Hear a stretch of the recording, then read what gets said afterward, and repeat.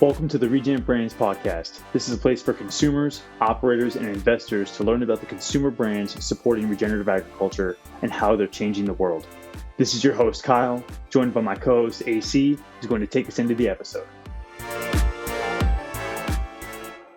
On this episode, we have Briana Buckles, who is the Global Senior Sustainability Manager at Yogi Tea.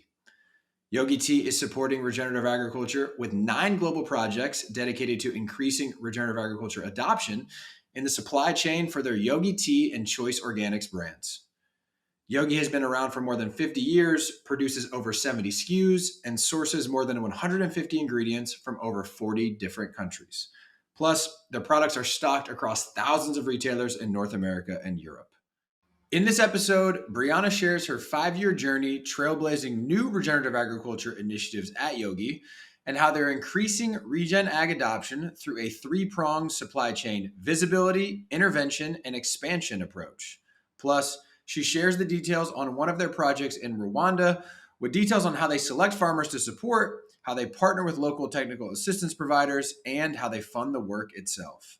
This was a good one, y'all. Let's dive in. What's up, everybody? Welcome back to another episode of the ReGen Brands podcast. Very excited today to have our friend Briana from Yogi Tea joining us. So welcome, Briana. Yeah, thanks. We're super stoked to have you. And this is a question I ask at the beginning of every podcast. And it feels almost silly to ask for a brand as big as Yogi Tea. You know, like I like to ask, for those who are unfamiliar with the brand, it's like, well, for those who have never walked down the grocery store aisle, and seen tea, like who wouldn't know Yogi? But just for the sake of continuity, for those who are not familiar with Yogi Tea, give us a quick, what is the brand? What sort of products and categories do you play in? I don't even know if we have time just on this podcast to go through every single SKU that you all manufacture, but, give us the high level. Yeah, thanks. First of all, thanks for the hype for sure. Yogi's a brand that's been around for over 50 years. So it's definitely a legacy brand in that way. But our company actually manufactures both the Yogi brand of tea and Choice Organics brand of tea. So you'll find it on the tea shelf in North America and just about any grocery store you walk into. We've got 2 manufacturing locations actually. We distribute across North America in the US and Canada from our manufacturing site in Eugene, Oregon. But we also have a sort of sister manufacturing site in Imola, Italy. And they distribute all over Europe. So it's a pretty prominent brand in the European market as well as the US. We produce hot tea beverages, tea in a bag, to brew with your hot water in your kettle. But we also, in North America and the US, we just launched literally just a couple weeks ago a liquid chai concentrate product. So that's on the shelves now as well. Cool. So a little bit product diversification there. Yeah. Nice. Right. It's never too late to innovate, as they say. Yeah. That's really cool. I'm super curious, and I don't know if you have the ability to answer this question because it's like picking your favorite child, but given how many SKUs are in the portfolio and which one is your favorite? And I know you're drinking some right now. What do you drink to start your day? Yeah. Okay. So in North America, in the North American market, we've got roughly 70 SKUs, including Choice, Yogi, and the Yogi concentrate new product. It's about 70-ish SKUs.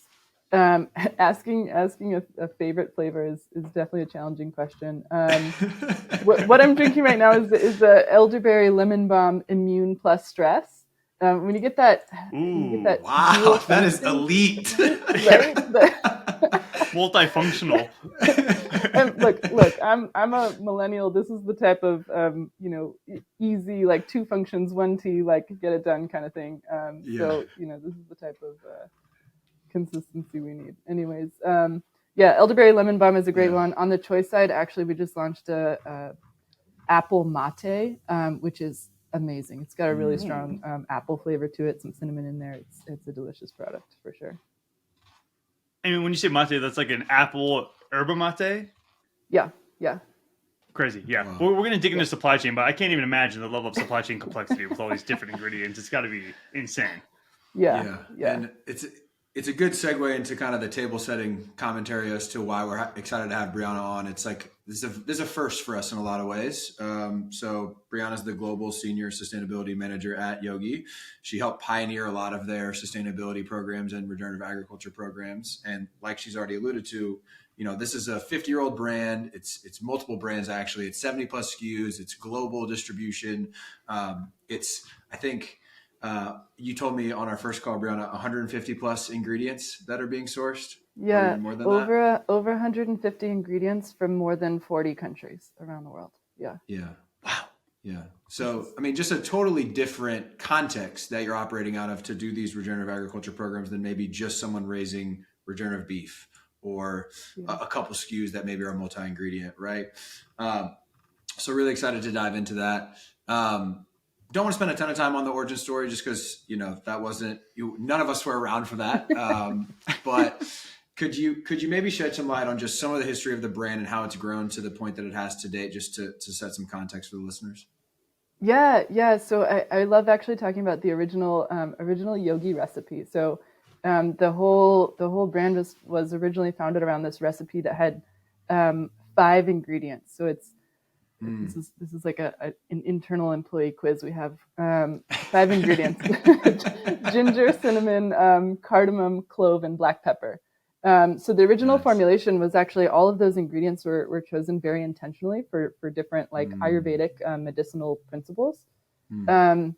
So it was really kind of this balanced blend, right? That was designed as a tea together with intention, right? It's purposeful to be kind of a wellness type blend, and from there to really grow to the space that we are now with that continued focus on wellness, to really have leaned into the organic space over time, and have a lot of those those original elements and the original kind of purpose behind that product continue to be that pull through in our brand to today. Has been it's kind of an awesome journey to be a part of. I mean, I've been with the company for 5 years now, and so even just the kind of evolutions in how we do business and how we think about things just in the last 5 years has been pretty incredible. And it's, like I said, it's a really fun journey to be a part of.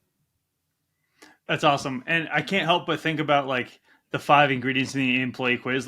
If Yogi was a really diehard, cutthroat culture, which I'm sure it's not, I can just imagine somebody popping out in the hallway, like, what are the 5 ingredients? And if you don't know, you get fired on the spot, oh gosh.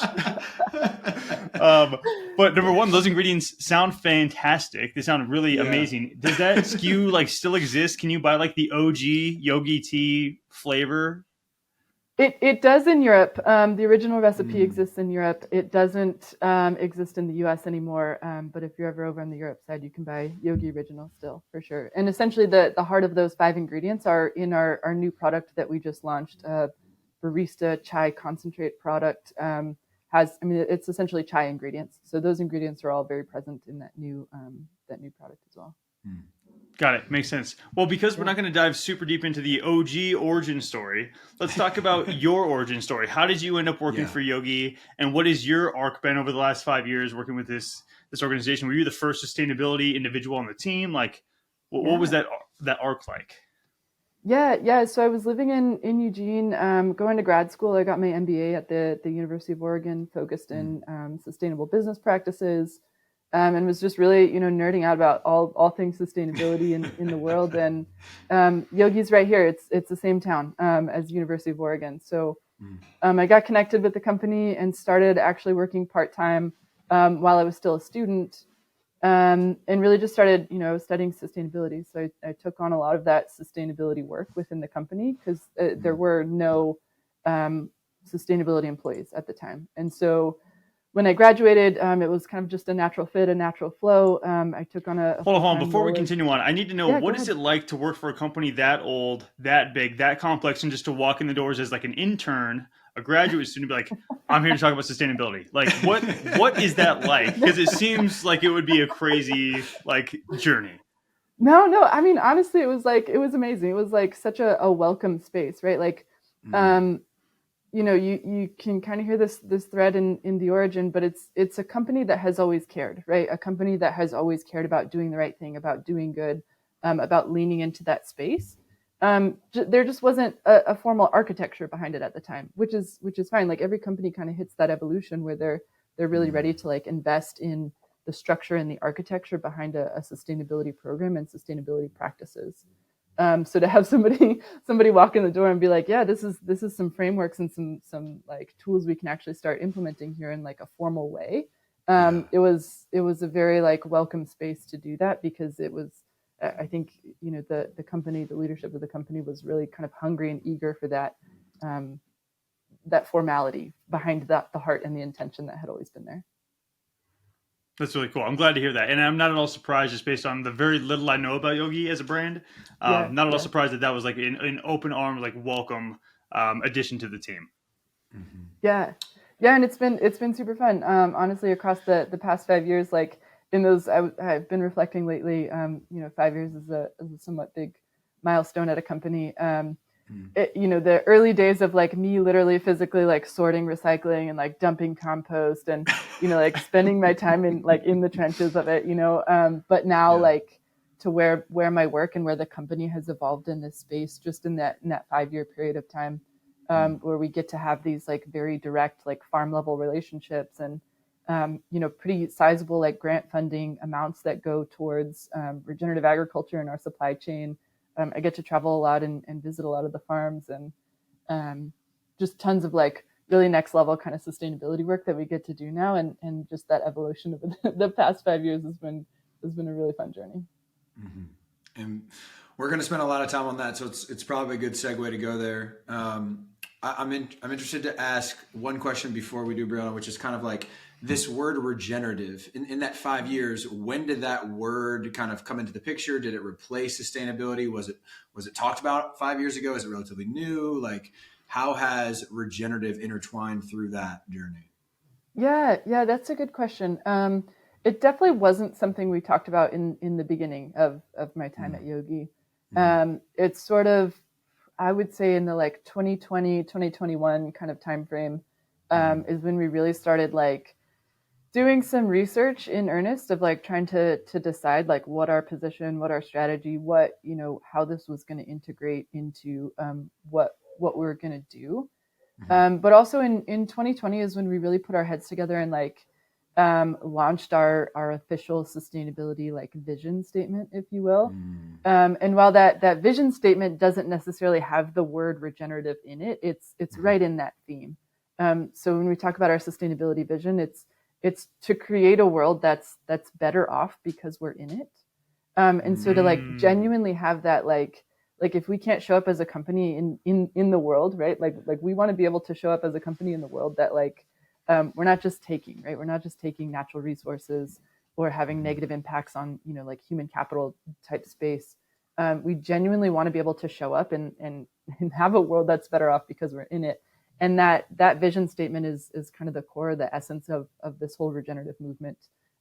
So our heads were in that space. We didn't quite put the word regenerative to it until probably 2021, 2022 timeframe. But since then, we've kind of been all in for sure. So let's kind of go into some of these projects. Like, when you first start diving into the supply chain, looking at the sustainability and the opportunities, like, how do you go about tackling a supply chain as complicated as yours is and saying, okay, we want to focus on regeneration. Like, how are we going to start that project? So help us understand what that whole project looked like. Yeah. I mean, it's honestly like it's a behemoth for sure. I mean, when we talk about a company that's been around for decades, we talk about a supply chain that's 150 ingredients, 40 plus different countries around the world. I mean, literally every corner of the world, like we get ingredients from.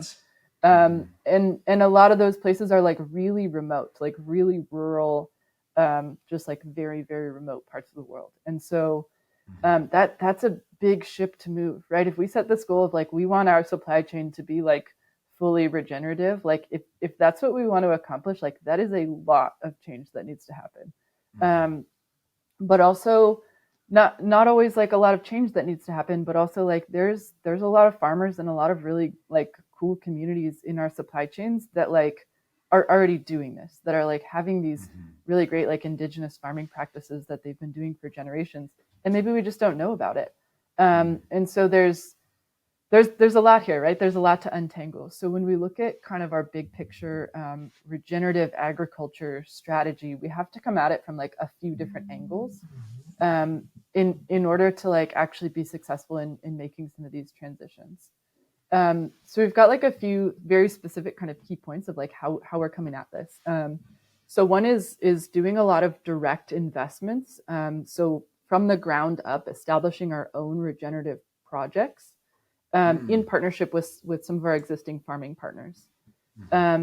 So establishing those projects that we do a lot of the funding for the training, the education, the crop diversification seeds or seedlings. So we do a lot of that upfront investment in those kind of really whole picture, ground up regenerative projects. So that's one piece of it. That's one piece of the puzzle.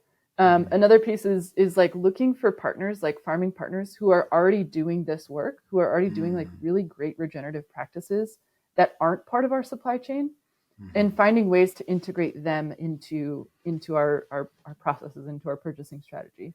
And we've got like a few cases where we've done that. We found really cool partners who are growing herbal ingredients and just like brought them on board, helped them become qualified suppliers, and now we're purchasing from them. And the other thing is kind of what I alluded to is a lot of these things already are happening in our supply chain, and we just maybe don't know about it because we don't, we have a lot of very direct farmer relationships, but not with every single farmer in our supply chain. So part of our strategy is also understanding the current practices across the board and seeing how we can kind of elevate and give voice to and give volume to some of those practices that are already happening. So a lot of different ways we have to come about it just because it's such a large, complex system that we're working in, but it's definitely a lot of progress in different areas. I think that's super cool, and we're gonna have tons to talk about for all three of those. It sounds like my brain like understood that as supply chain visibility, supply chain intervention, and supply chain expansion, which that's amazing because if you think about how we are going to have more regenerative ag across all CPGs, it's going to be one, two, or all three of those things.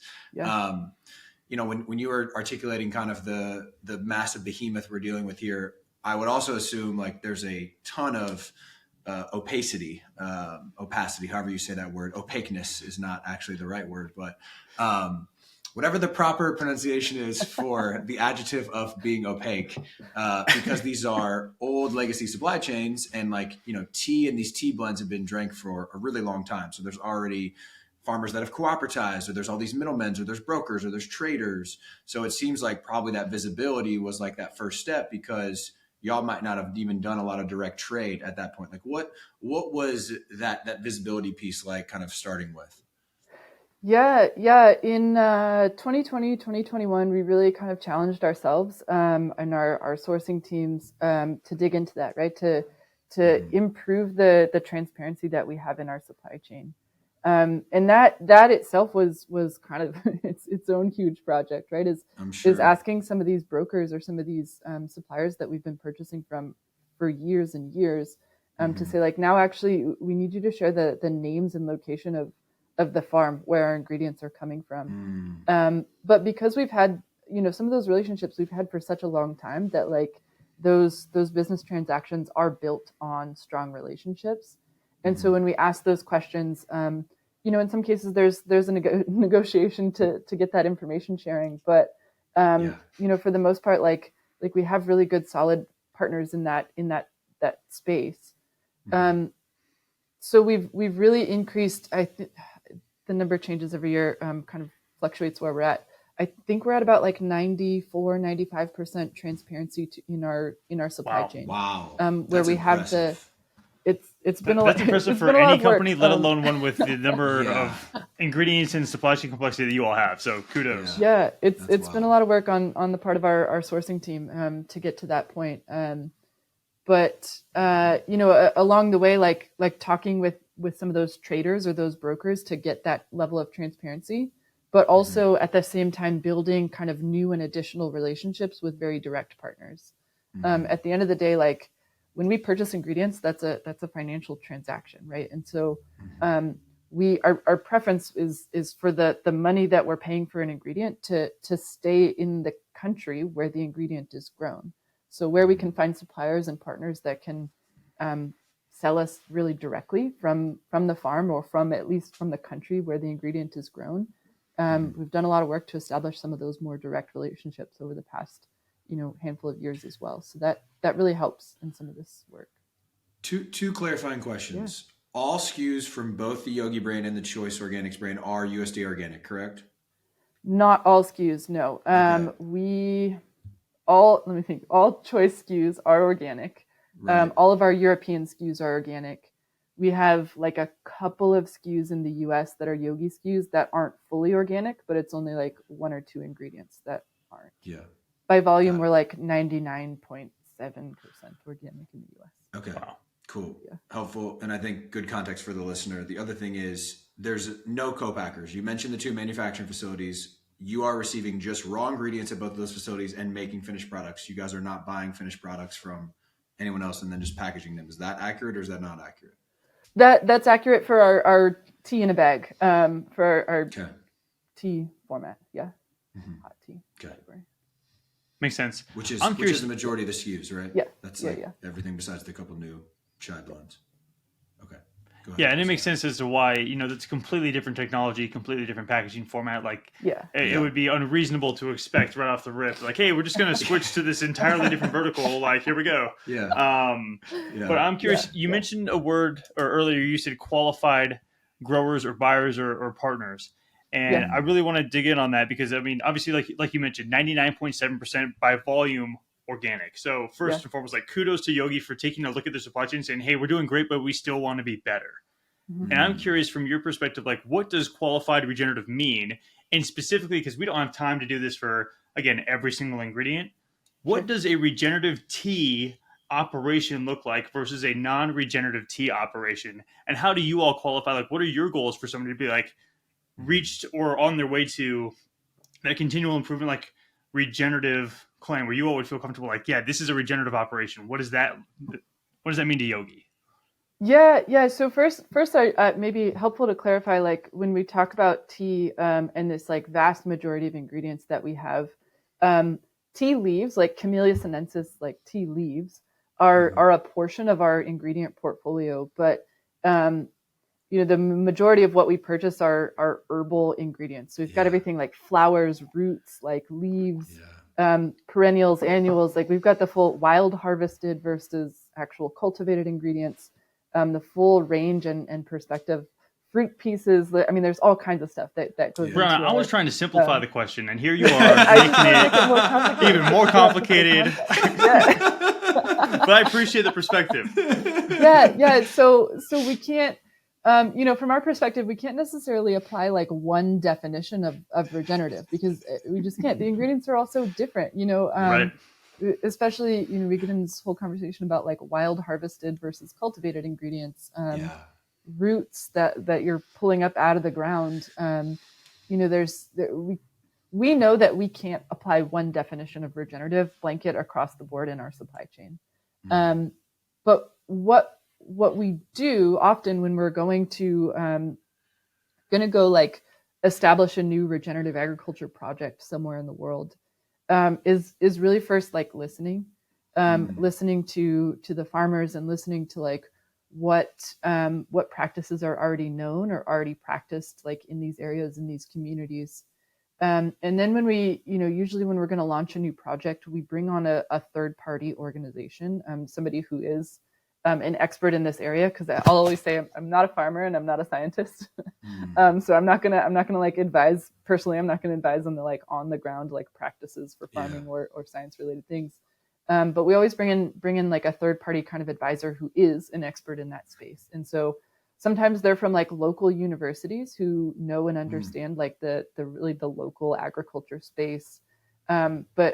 But most of the time it's someone who has that like local connection to the agriculture, the environment, because we, to add extra complexity, like some of our ingredients come from tropical environments, some come from like deserts, and so very like arid climates. And so there's just such a variety that we really have to be kind of like listeners in this space and not apply a blanket definition, because regenerative is going to mean something different to every single farmer in our supply chain. Mm-hmm. How is all this being tracked? Is this just like the most epic Excel sheet of all time? Are we working like with an ERP? We using Salesforce? Like, I'm so intrigued by like, what the hell tool are y'all using to like actually like get into that granular data on the sourcing side? Yeah. So we there is a massive Excel sheet for sure. We launched a. How many rows of data? I'm just kidding. We don't have to it's a lot. There's photos integrated in there too. There's a whole situation going on. Yeah. We launched a sort of regenerative kind of baseline survey, if you will, with our strategic suppliers a couple years ago, just to collect the information on understanding where people are at with their current practices on just even, basic things like tillage and soil coverage and things like that. Just to understand where people are at, so that when we're choosing places to invest in projects that we want to, have some consultants, some advisors, and regenerative practices, we know where we can target kind of intentionally. That all lives in a big spreadsheet, and then we track our project investments sort of in a different place. There's a lot to keep track of. Yeah, I was really struck by something you just shared, and I'm going to kind of like make a comment, an observation, an assumption, and then ask a question. So I apologize in advance for what's about to happen. But I think it was really powerful, and I wrote it down, and I might not get the quote exactly right, but it's, we can't apply one definition of regenerative agriculture to our ingredient portfolio. And if that is true for Yogi Tea, who does have a complex supply chain for a singular brand, how are we as a society or a movement or a planet supposed to have one definition for regeneration? You know what I mean? So number one, just commend Yogi for having this like open-mindedness and this attitude of learning and applying that vision statement you mentioned earlier. Like, our goal isn't necessarily to like tick the box on regeneration. It's to make the planet better. And it almost makes me feel like that mentality gives you more of an opportunity to do more regeneration, right? Yeah. And so the assumption I'm making is that this feels more like, at least at this stage in the game, like a back burner, not consumer facing initiative until you all figure out like how you're going to make this impact and then message it and market it to consumers.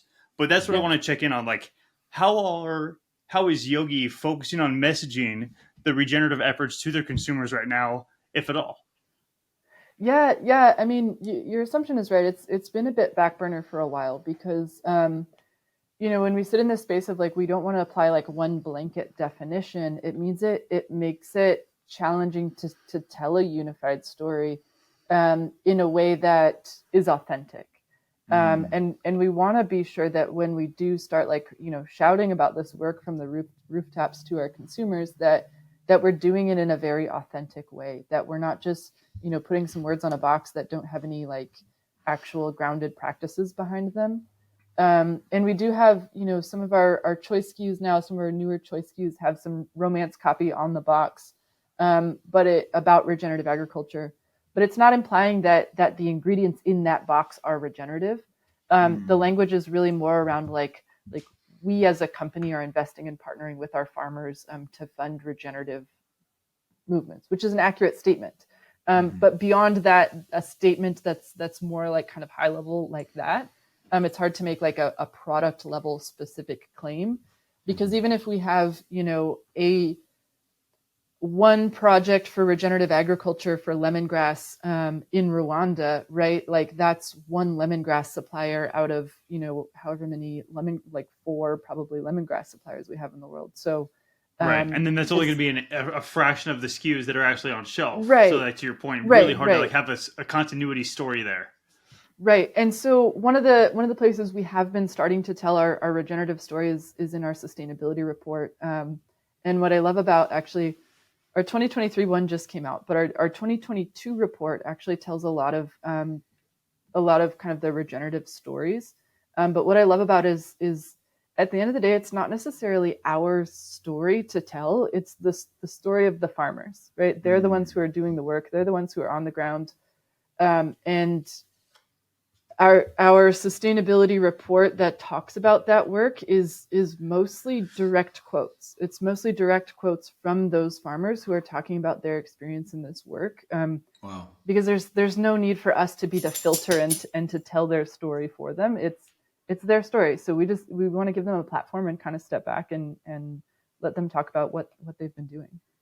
Mm-hmm. And I think it's really cool that y'all are doing the surveying and the kind of boots on the ground data to have some sort of verifiable information that's at least somewhat hardcore quantifiable, because it takes the potential questioning of a more free-flowing, less binary approach and puts real transparency and integrity behind it, which we need to do, right? Especially if it's not going to ever make it to a product level claim. It's like, what actually is the work? Why does it matter? Why is it a net positive benefit? Why does it deserve some sort of market validation? Which I don't think we as an industry have figured out exactly what that tool or methodology is yet. And that's why we're trying to have these conversations. But like, it's essential, because if you're doing positive work that aids in some way, you should have some sort of validation, incentive, reward, whatever for that. But Briana, I'm curious, like, what is the commercial team sharing with you that the tea consumer or the retailers like care about on the sustainability side? Is it farmer livelihoods? Is it, GHG mitigation? Is it like, what is it? Is it just regen ag, like broadly the term? Like, I'm just curious, what are they saying? Like, we want more data and storytelling about from a commercial perspective. Yeah, it really depends, because one, we're kind of straddling the European and the North American market, so the consumer trends and the consumer like preferences or what's important on both ends can be a little bit different. Yeah. But also same with retailers. Like every retailer right now has their own priorities in sustainability, and they're not all the same necessarily. Mm-hmm. I mean, there's a handful of retailers out there that are really prioritizing regenerative agriculture and are creating space and creating noise for that discussion, which is really exciting to see. Like the retailers have that kind of end connection with consumers in a way that like brands don't always have. And so for retailers to be that voice for regenerative, I think has been an awesome kind of trend to see. But it's definitely, I mean, it's not all of them, right? Like it's not all retailers, and some are still really focused on carbon footprint or greenhouse gas emissions, and some are focused on food waste, or everyone has their kind of priority or pet projects, if you will. But definitely seeing some trends towards regenerative agriculture for sure. At the consumer level, I think we all still have some work to do on educating consumers around regenerative agriculture for sure. But I think the people who my personal hypothesis is that the consumers who do know and understand regenerative agriculture are like really deeply like loyal to the brands that they see are showing up in this space. So it may be a smaller subset of consumers who know and understand the terminology, but it's a valuable subset of consumers because of the loyalty that they bring. I think you're spot on there. Yeah, I wish that was a bigger subset, and of course it is growing and it will continue to grow, but I do think you're hardcore. And I know I can speak, for myself, and I know AC is similar, and there are others in our network who like, once you find a regenerative brand within a specific category, like you're all in, and you don't buy anybody else. Right. But I'm curious from, when we talk about regeneration, like what are the consumer facing attributes that people might be interested in? We talk a lot about, taste and nutrient density. And I'm curious for a brand like Yogi, you've been around for quite a long time. You have some capital resources that a lot of brands don't have. Have you all done any studies about, like, I guess I wouldn't call it nutrient density for tea, but like the potency of some of the different functional ingredients that you're using when they're grown in a regenerative system versus a non-regenerative system? And if so, like, what do those results yield? We haven't done any sort of nutrient testing at this point. It's a little bit challenging when you're talking about infusions to, really have that extracting out the medicinal benefits. So we haven't done any research in that space. No. The way you answered that made me feel like I asked a silly question. And, no. No, I want to get into some research in that space for sure. Yeah. It just, we haven't been able to lean into there yet. Got it. The better question might have been, is there any like interest organizationally in that type of a consumer claim / like marketing approach? And how does that like broadly apply to the playbook that you currently use? Because my opinion, as someone that doesn't drink a lot of tea but walks down the aisle a lot, is the SKUs almost have a medicinal like value proposition. Like it's like, hey, drink this for immunity, drink this for an upset stomach, drink this for a headache. Like, so maybe that's the tie-in. Yeah, and our Yogi brand in the U.S. is actually categorized as a dietary supplement rather than a food product. And so that's because it's a dietary supplement, and we follow dietary supplement regulations. That's what allows us to make those very direct claims about like immune support or sleep, bedtime, and digestive support and those things. All of those functional benefits of our tea are rooted in like scientific research backed, type claims. What would be really awesome is if we could get to a place in the future where we can start tying in some of this research around regenerative agriculture and the benefits, and does that higher quality product pull through to like stronger claims or stronger benefits on the wellness side of things, because that's the whole purpose of our Yogi brand, is to deliver that wellness benefit in a flavorful cup of tea. I've never before have I heard the term cup of tea used so literally. That was like striking.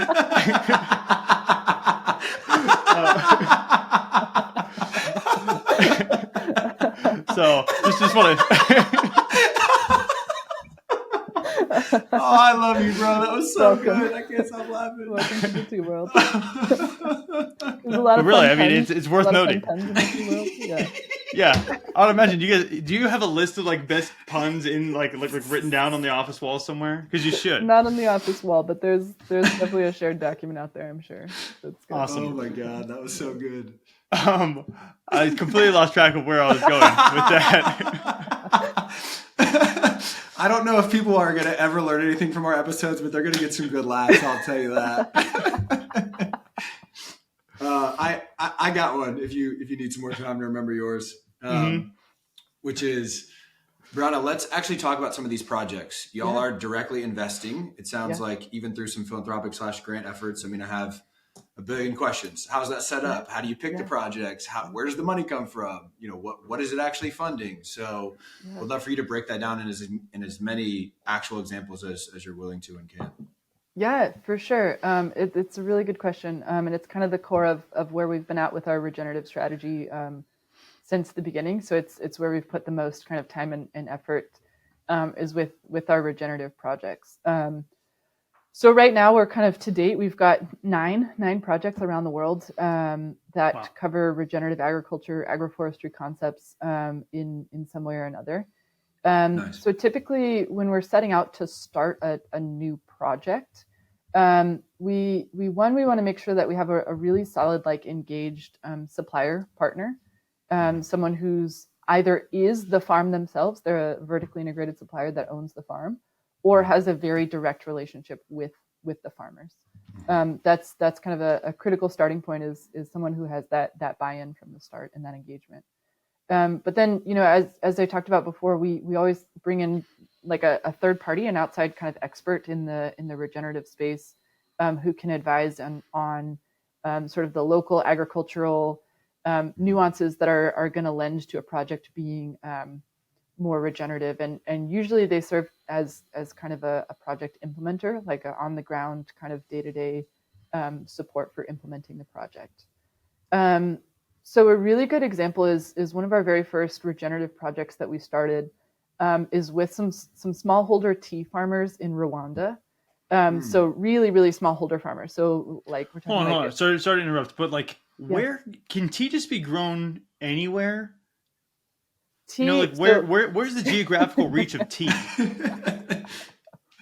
Yeah, so tea, Camellia sinensis tea leaves grow in a handful of countries around the world in pretty specific climates. So like in Africa, like Kenya, Rwanda are pretty popular tea growing countries, but also tea in India, China, Sri Lanka, Indonesia, are kind of the primary, I guess a bit in South America too. Argentina grows some tea.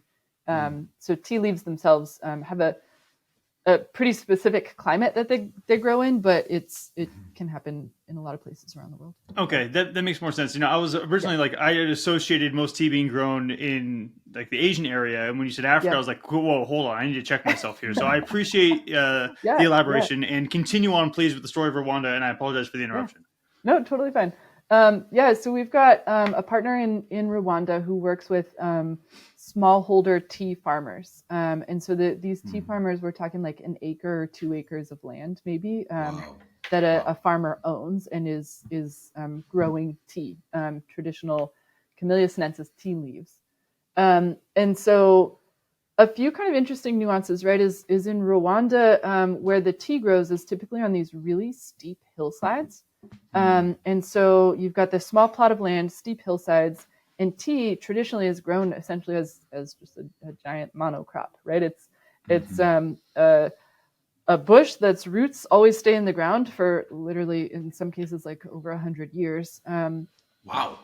And so it's just that's the only thing that's grown there, and it's harvested depending on where in the world it is, the amount of harvest that happen per year. But in this case, these farmers in Rwanda, that's their only crop on their land is tea.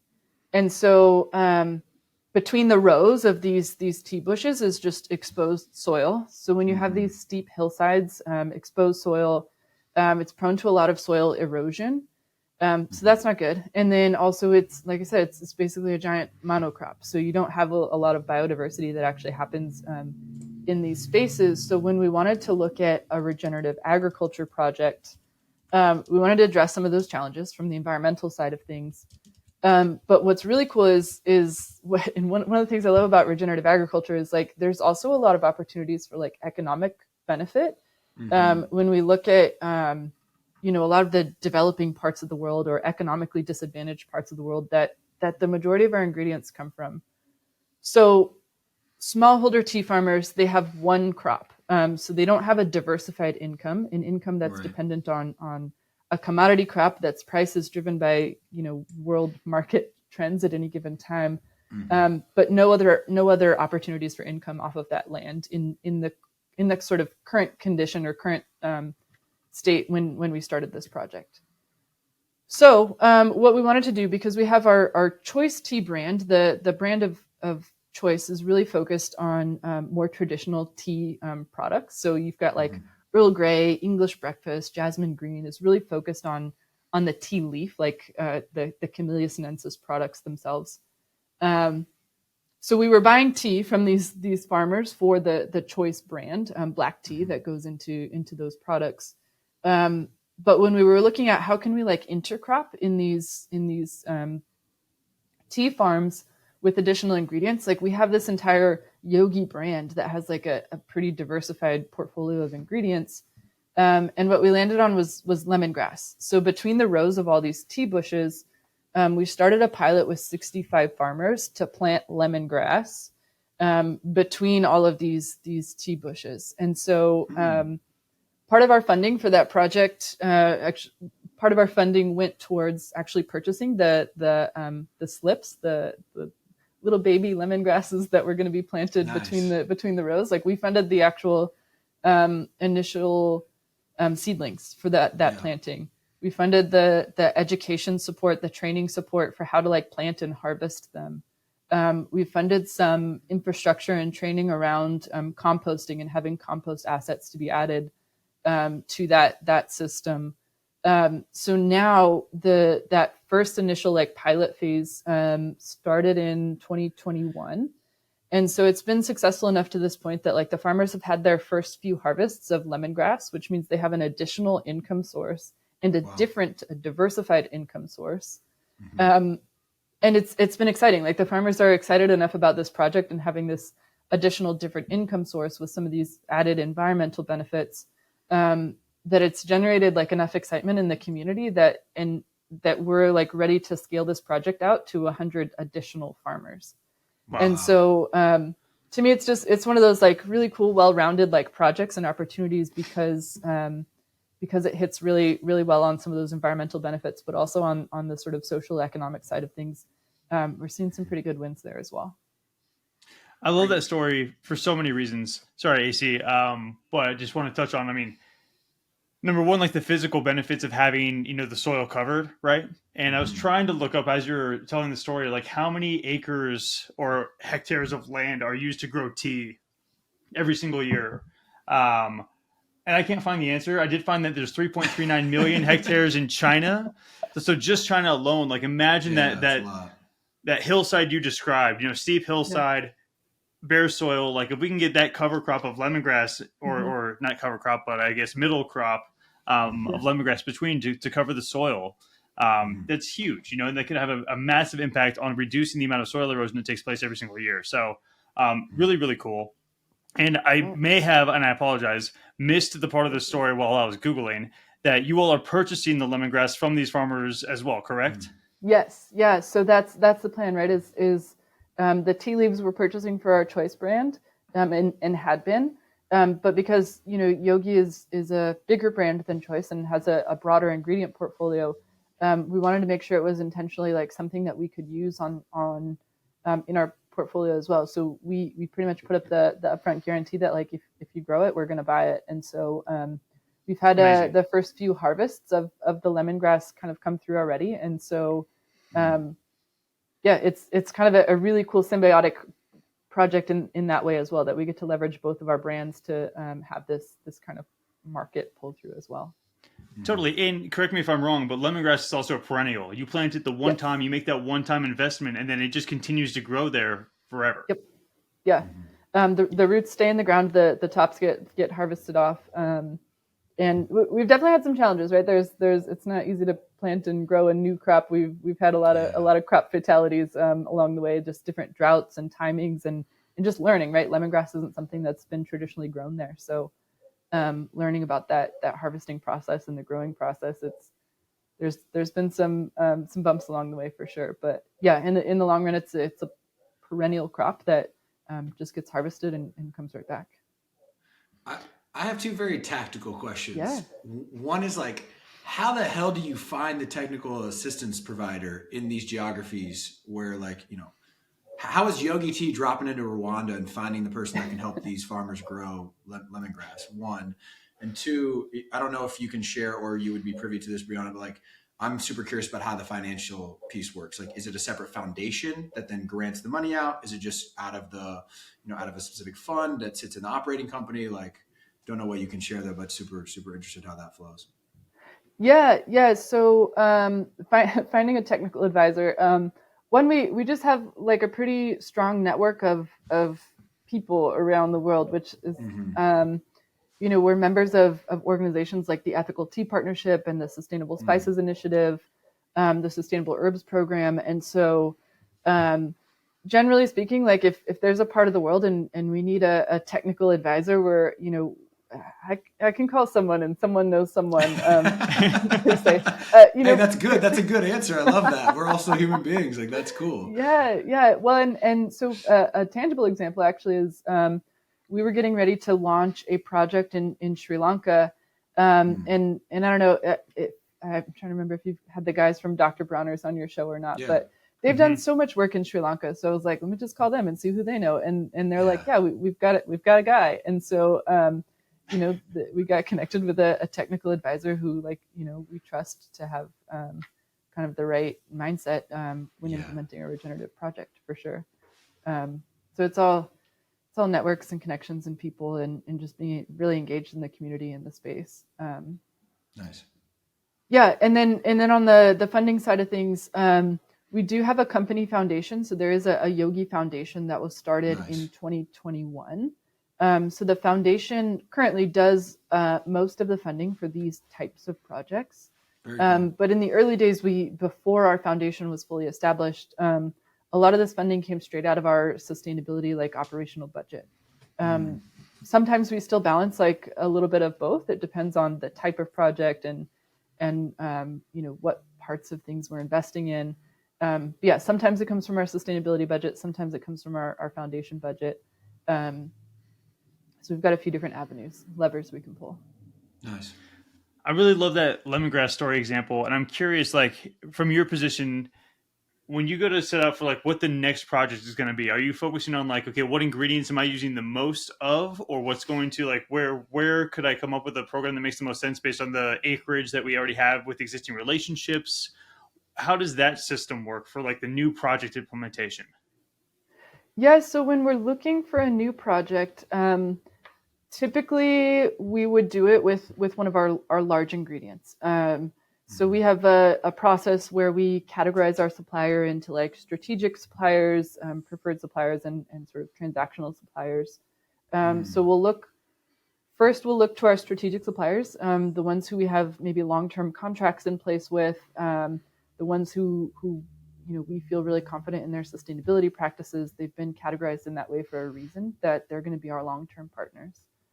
So we'll look at our strategic supplier base, and we'll look at kind of where, like you said, what are high volume ingredients that maybe we don't have any projects in place on yet, and that tends to be a pretty strong guiding principle behind like where and how we choose our next projects, but also a little bit influenced as well by that regenerative agriculture survey that we did. So once we did that survey to see and understand existing practices in our supply chain, we look at kind of where there's maybe some hot spots or some opportunities for improvement and lean into those spaces as well. Got it.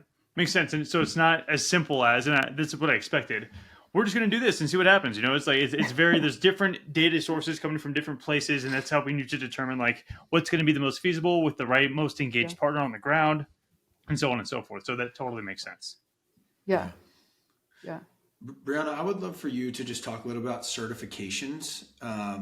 We know because of the massive behemoth that this supply chain is, that's challenging from a complexity standpoint. And I think you also mentioned to me on the previous call, like you're asking even more of people that already have a lot of certs and a lot of administrative demands and a lot of costs associated with that. So I think we're good at talking about those things at a high level in the space, but would love for you to bring like some specific examples or color to that in terms of what does that look like for y'all in your supply chain? Yeah. So what's interesting about this conversation on certifications is, organics is pretty ubiquitous and pretty easy to work through, relatively to work through or to find or to integrate into our supply chain, because that's a unified certification that exists globally. When we look at kind of our next tier, our next wave of certification conversation within our company, we spent a lot of time actually looking at, I'll get to regenerative, I promise. We spent a lot of time looking at social certifications. So because because a lot of our ingredients come from, developing parts of the world, we wanted to look at a strategy for social certifications in our supply chain. Yeah. So things that, certifications that align to the International Labor Organization standards for good labor practices. So things like fair trade, fair for life, fair wild, Rainforest Alliance, UEBT, all of these things align to those standards. And we want to integrate that into our supply chain as sort of a layer of like insurance policy of what's actually happening in the labor practices. Right. When we went to do that initial kind of evaluation of that certification landscape, because we're different than like chocolate, coffee, or even just traditional tea, in that we have so many different herbal ingredients. And all of these different parts of the herbal supply chains have approached those certifications in different ways. So some parts of the world have prioritized maybe Rainforest Alliance, while other parts of the world or other types of ingredients have prioritized fair trade or fair for life or fair wild, just depending on the type of ingredient or where they are or the supplier.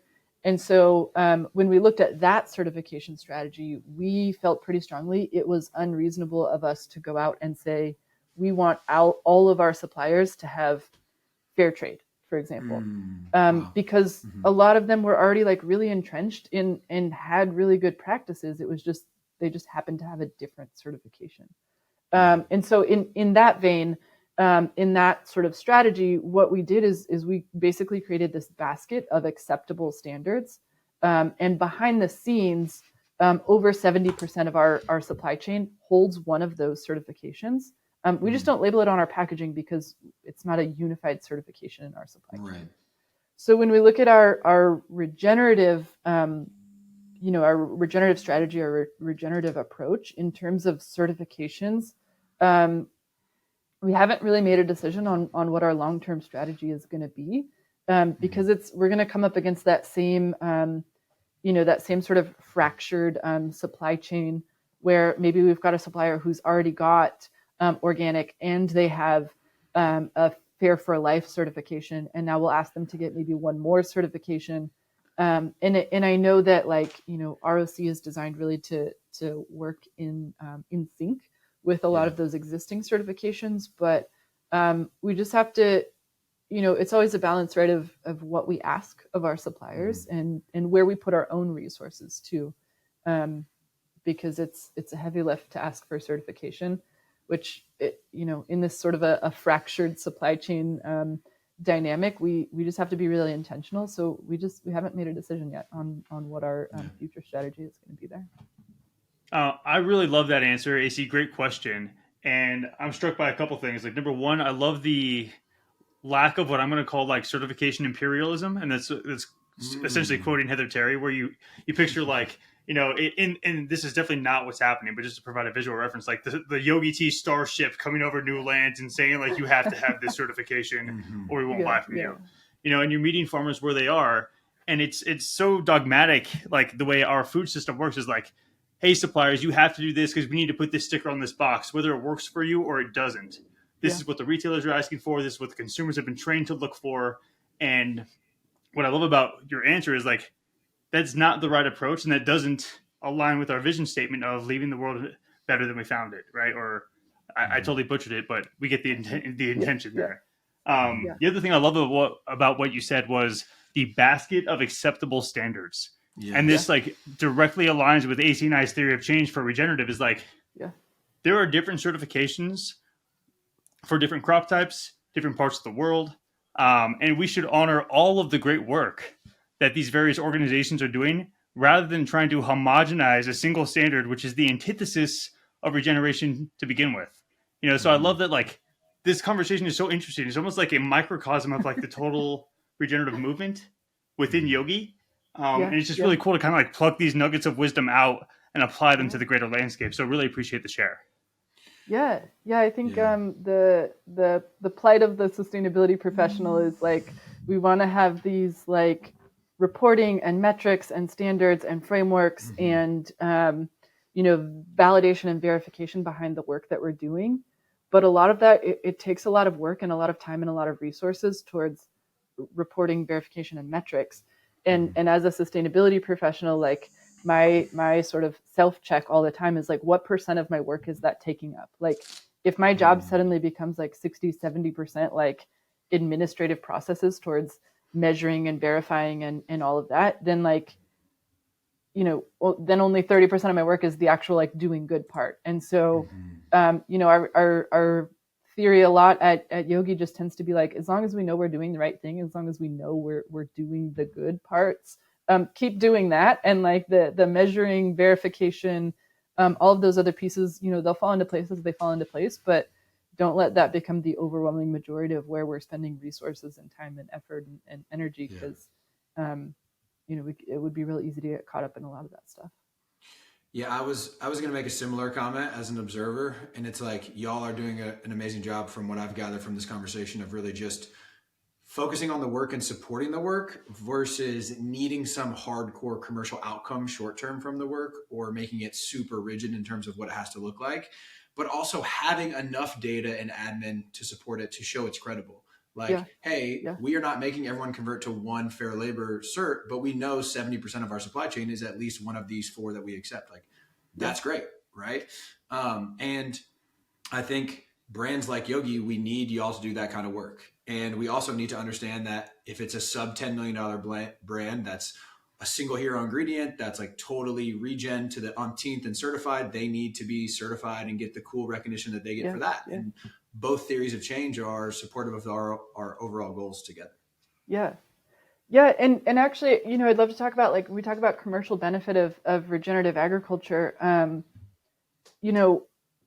for a smaller up and coming brand, like the commercial or the business benefit of regenerative agriculture very much sits on that like sales, consumer kind of marketing end of things.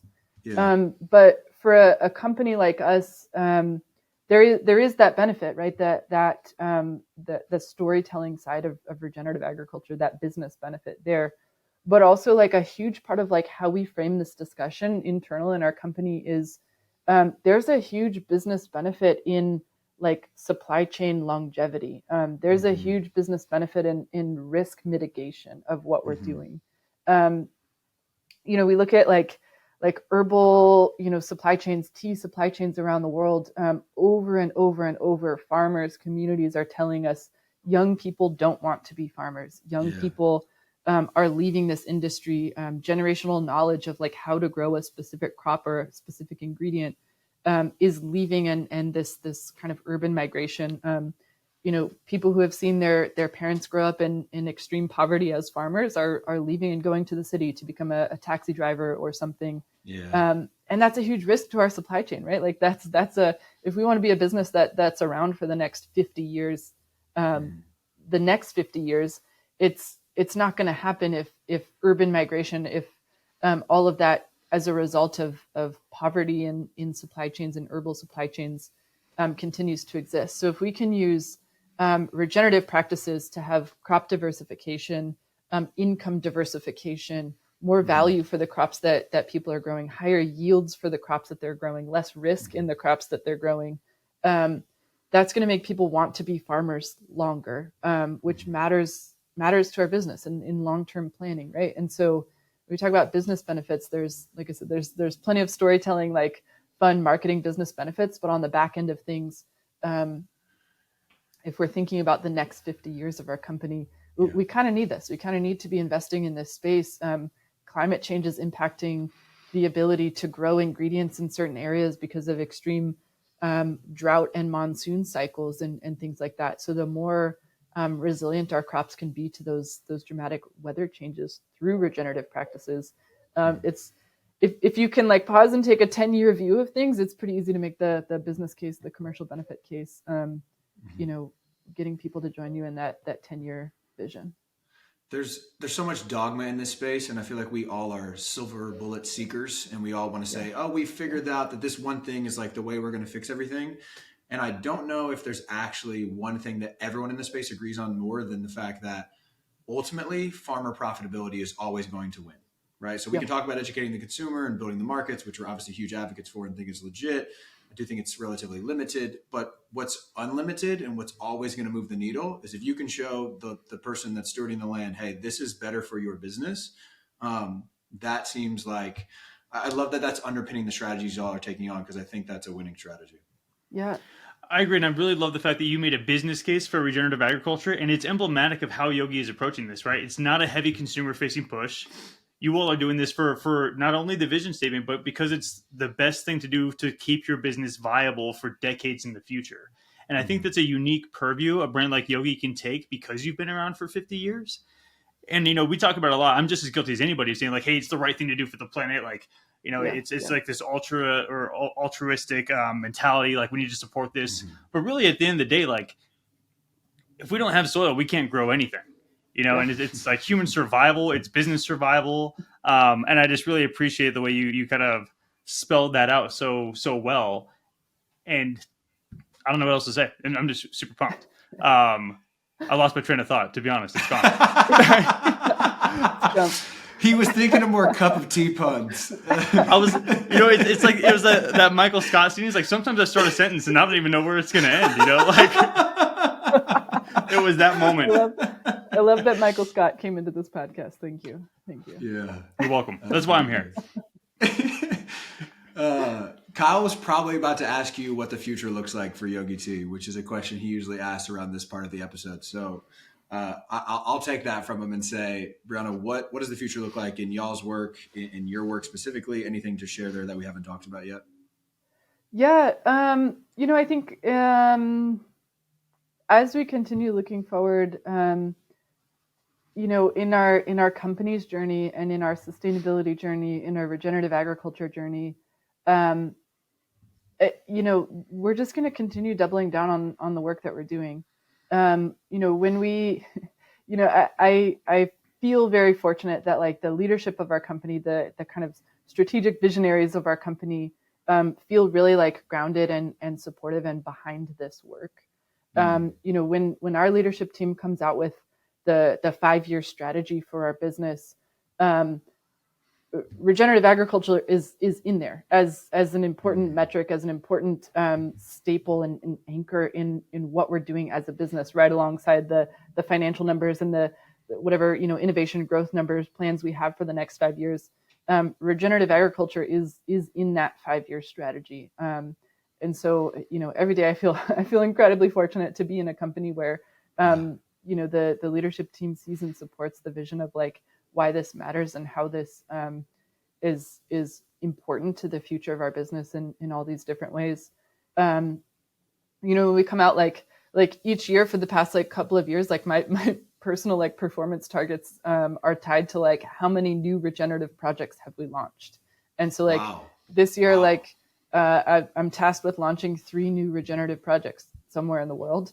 So we've got 9 that are out there right now, but I've got 3 more in the pipeline that are going to be established, signed off, funded this year, and it'll probably be the same for the next few years to come. So it's very real and tangible that like this is the work that we're doing, and we're going to keep plugging along because there's 150 ingredients worth of work to do here.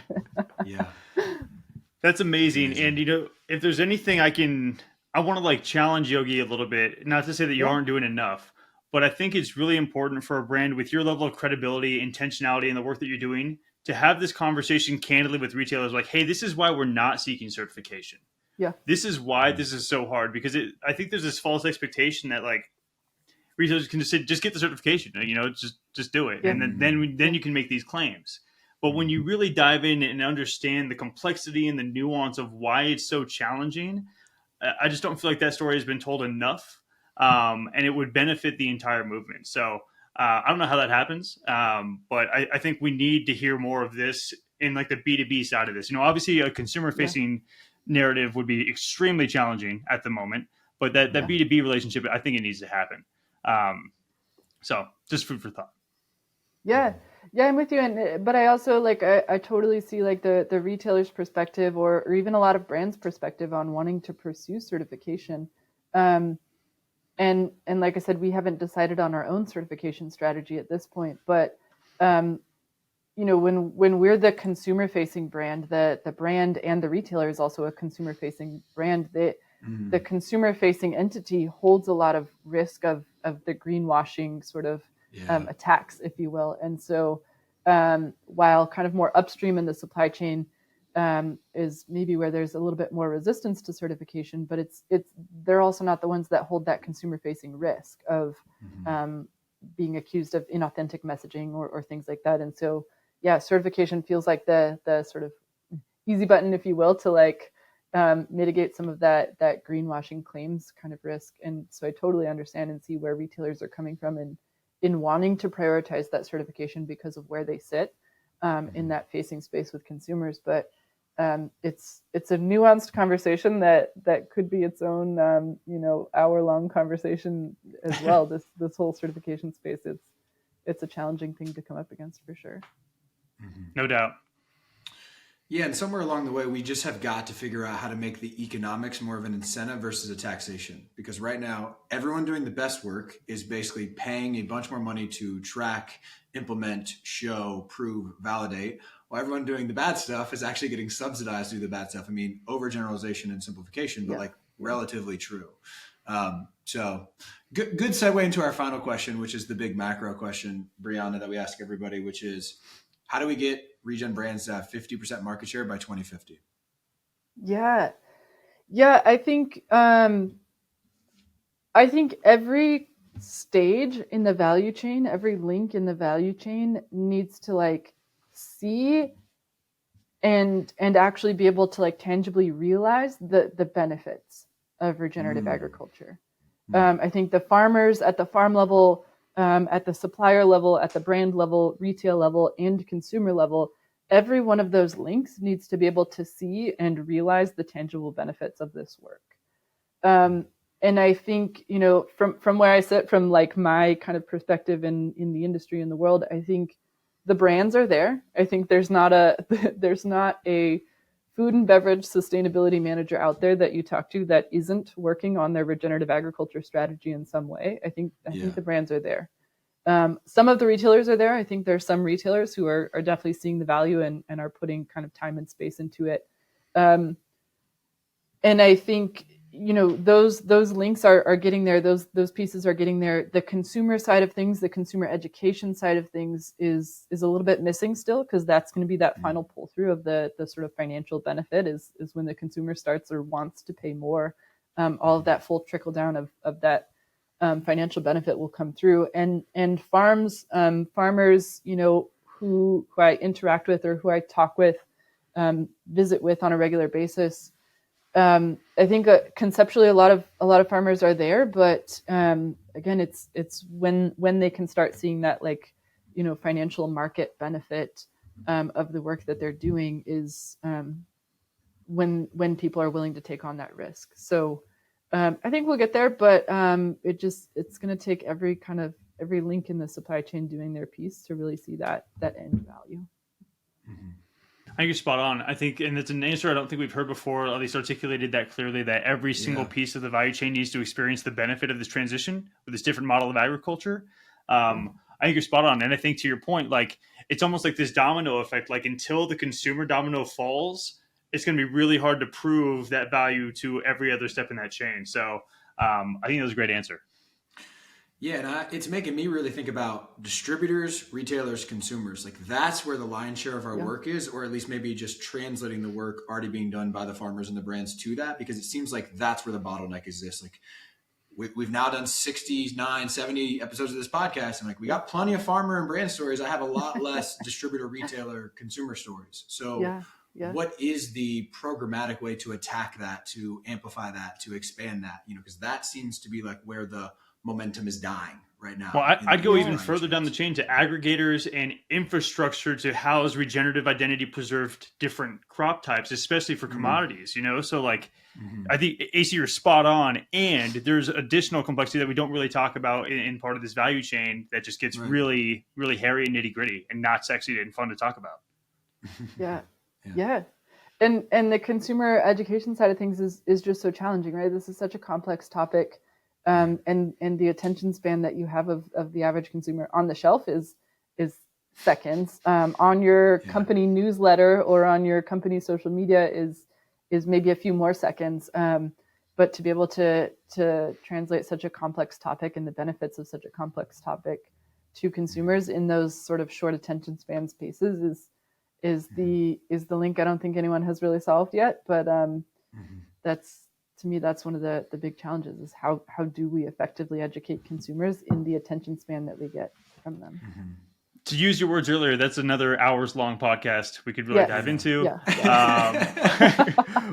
But you've done that in spades on this episode, Briana. For me, the amount of complexity that you have distilled down into simple, tangible takeaways and explanations is so helpful. And we just need more people like this in this fight to do that, and basically take chess and communicate checkers, and we will get there. That's my big takeaway. Just thank you for showing up in that capacity and your articulation, because learned so much, and it was really easy to absorb a very complex set of topics and ideas. Yeah. Thank you. Totally agree. This is also the part of the podcast episode where I typically drive people to the website. Everybody, you can get Yogi Tea everywhere, literally. But the website is super cool, yogiproducts.com. They've got this awesome on the all shop thing where you can choose your flavor, what it supports, and the type, whether it's caffeine free or not. And you just click these boxes. I can click herbaceous, immunity, caffeine free, and the specific teas that meet those needs pop up. So I think that's a really cool shopper tool. I wish there was a way you could do that in stores and a spotlight goes on the right teas. Maybe sometime in the future. But super appreciate the time. Thank you so much for joining us and teaching us so much about a very complex supply chain that is strangely representative of the total regenerative movement. So again, really appreciate the time. Yeah, thanks. Thanks so much for having me. Yeah, thanks for joining us. For show notes, episode transcripts, and more information on our guests and what we discuss on the show, check out our website, regen-brands.com. That is regen-brands.com. You can also find our ReGen recaps on the website. ReGen recaps take less than 5 minutes to read and cover all the key points of the full hour-long conversations. You can check out our YouTube channel, ReGen Brands Podcast, for all of our episodes with both video and audio. The best way to support our work is to give us a 5-star rating on your favorite podcast platform, subscribe to future episodes, and share the show with your friends. Thanks for tuning in to the ReGen Brands Podcast, brought to you by the ReGen Coalition and Outlaw Ventures. We hope you learned something new in this episode, and it empowers you to use your voice, your time, and your dollars to help us build a better and more regenerative food system. Love you guys.